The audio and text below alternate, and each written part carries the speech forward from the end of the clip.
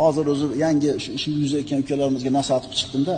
Ey, yangi ish boshlaganlar, musulmonsan, tavhiddasan, haromdan uzoqsan, qo'lingdan kelgancha taqvo qilyapsan, 5 mahal namoz o'qiysan, roza tutyapsan, sadaqa ihson qilyapsan. Bunaqa bandani Alloh tashab qo'ymaydi. Ishonaver. Seni muammoing nimada? Hamma amaling zo'ru, e'tiqoding ham zo'ru. Muammoing nimada? Shoshib ketyapsan. Sen bir yil do'kon ochsang-ku, siraz pul unaqa bo'lmaydi.